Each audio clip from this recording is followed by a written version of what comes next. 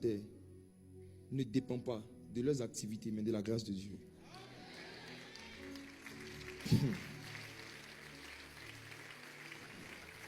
Si on veut suivre les arguments des scientifiques, un fou qui mange dans la rue, qui ne se lave pas, qui est sale, logiquement, il devrait tomber malade. Mais beaucoup de fous sont en meilleure santé que beaucoup de pasteurs.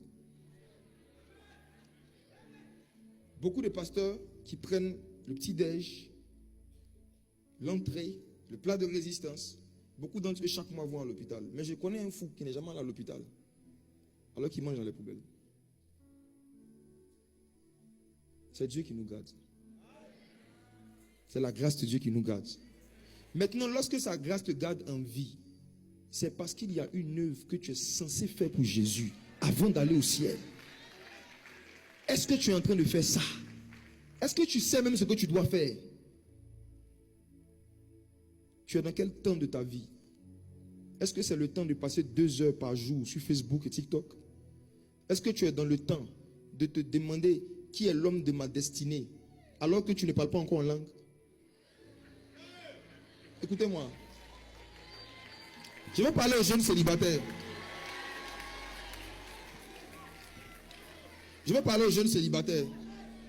Vous savez, quand vous ne connaissez pas encore vos dons spirituels, quand vous ne connaissez pas encore votre destinée prophétique, ce que vous êtes censé faire sur la terre pour le royaume des cieux, ne cherchez pas à connaître qui est votre mari, qui est votre femme.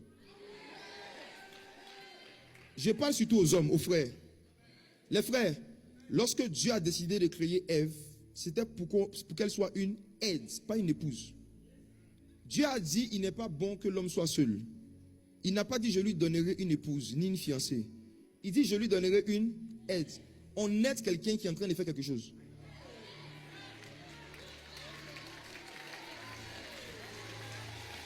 Quand on parle d'aide, ça veut dire qu'il y a activité. Toi, tu ne fais rien de tes journées, à part scroller sur les réseaux sociaux. Tu veux une aide, elle va t'aider à scroller.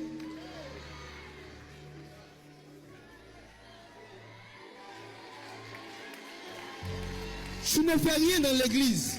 Tu n'évangélises pas. Tu n'intercèdes pas. On va t'aider à faire quoi? Scroller.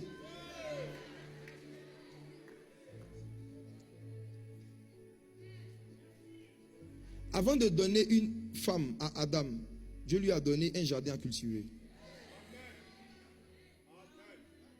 Il est dangereux, mes soeurs, de se mettre en relation amoureuse avec un homme qui parle en langue, mais qui aime l'oisiveté et la médiocrité. Épouser une personne, c'est épouser un esprit. Il y a certaines ici, vous étiez très courageuses jusqu'à ce que vous tombiez amoureux de certains paresseux qui ont commencé à vous dire, Jésus revient, vous n'avez pas besoin de faire de longues études. Jésus revient, Jésus revient, Jésus revient.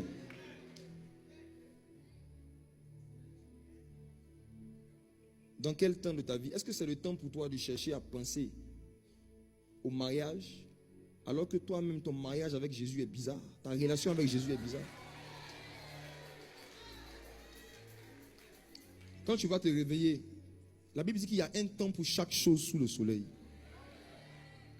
Et le temps de tes voisins, de tes amis n'est pas forcément le même temps que toi. Jésus a commencé son ministère à 30 ans. Abraham a commencé son ministère à 81. La vie, ce n'est pas la course. Tes amis peuvent se marier à 30 ans et toi, Dieu a prévu que tu te maries à 40 ans. La vie, ce n'est pas la course. Je connais des gens qui se sont mariés tôt et qui ont divorcé tôt. Je connais des gens qui se sont mariés tard et qui jusqu'à aujourd'hui sont encore mariés. Dieu, sa préoccupation, ce n'est pas la rapidité, c'est la longévité.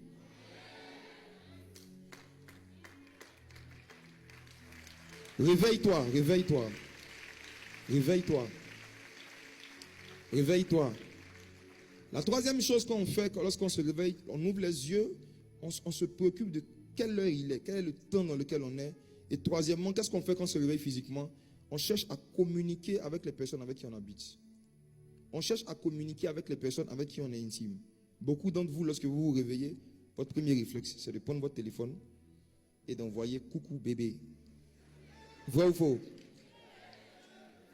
Ceux qui sont mariés, lorsqu'ils se réveillent, le premier réflexe, c'est de tourner la tête pour essayer de voir qu'est-ce que l'autre fait. Vrai ou faux? Ce qui montre qu'une personne est réveillée, c'est son désir de communiquer avec ses intimes. Ce qui montre que spirituellement, quelqu'un vit le réveil, c'est son désir de communiquer avec le Saint-Esprit. 2 Corinthiens chapitre 13, le verset 13. 2 Corinthiens chapitre 13, le verset 13.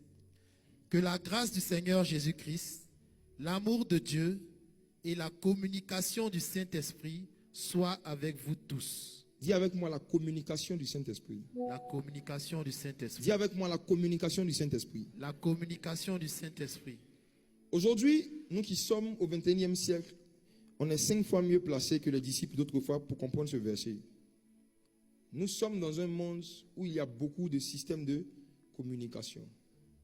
Pour communiquer avec quelqu'un, surtout quelqu'un qu'on ne voit pas, il faut un outil de communication.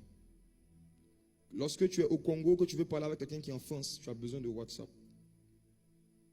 WhatsApp est le système par lequel tu peux communiquer régulièrement avec une personne que tu ne vois pas physiquement.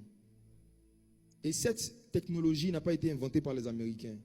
Le fait d'avoir un outil pour parler et même pour voir quelqu'un qui n'est pas dans le même espace géographique que toi, c'est venu avec Jésus. La prière est le WhatsApp du Saint-Esprit. La prière est le système de communication que Dieu qui habite dans les cieux a donné aux hommes pour qu'ils puissent le voir, communiquer avec lui régulièrement. Et lorsqu'une personne est vraiment réveillée, mes frères et sœurs, nous le savons, il y a un désir de communiquer avec les proches. Quand un chrétien n'a jamais envie de prier, quand un chrétien tu n'as pas des envies de prier, des pics d'envie de prier, c'est que tu es mort spirituellement. Juste le désir de communiquer avec le Saint-Esprit. Lorsque la communication du Saint-Esprit n'est pas quelque chose qui te préoccupe, n'est pas un désir qui t'anime, c'est un signe de la mort spirituelle.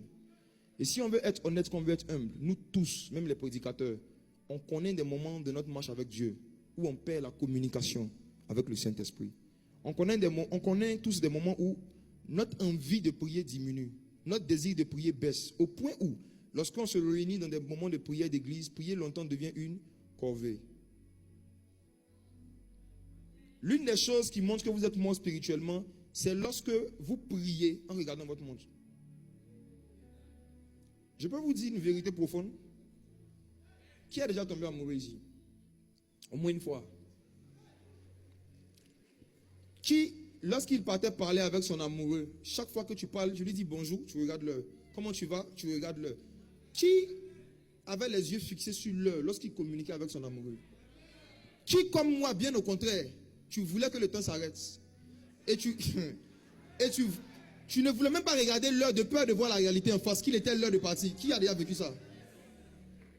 Lorsque tu es réveillé spirituellement, la même chose doit t'arriver avec le Saint-Esprit. Tu dois avoir peur de regarder ta montre quand tu pries. Quand tu vois quelqu'un qui dit, moi j'ai prié 2 heures, j'ai prié 3 heures, et qui s'en vante et qui est fier, c'est qu'il est mort spirituellement. Parce que je ne connais aucune femme mariée qui va dire à ses amis, aujourd'hui j'ai parlé 2 heures avec mon mari.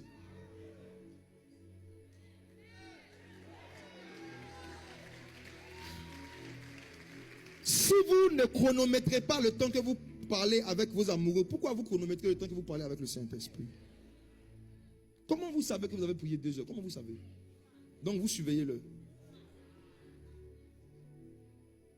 Pourquoi vous ne faites pas ça avec vos amis? Pourquoi quand tu vas voir ton ami, tu ne vas pas le voir en disant aujourd'hui je vais parler avec lui 30 minutes. C'est un défi à relever. Et puis tu viens, bonjour Cédric, ça va? Ça va? Et la journée? Cédric,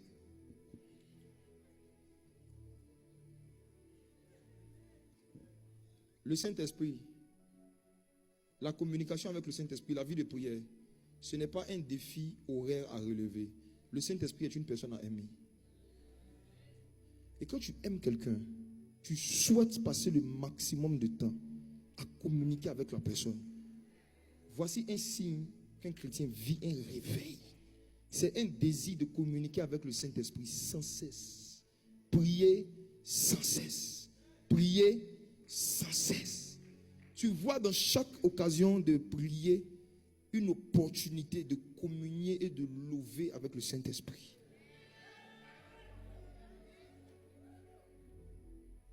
J'ai institué un programme en Côte d'Ivoire qu'on appelle romance avec l'esprit de prière. Qui avait déjà vu la vidéo? Quelques-uns. Hein? Je suis en train de rééduquer mes fils dans le ministère, ceux qui m'écoutent, à ne plus voir le Saint-Esprit comme un recours à battre,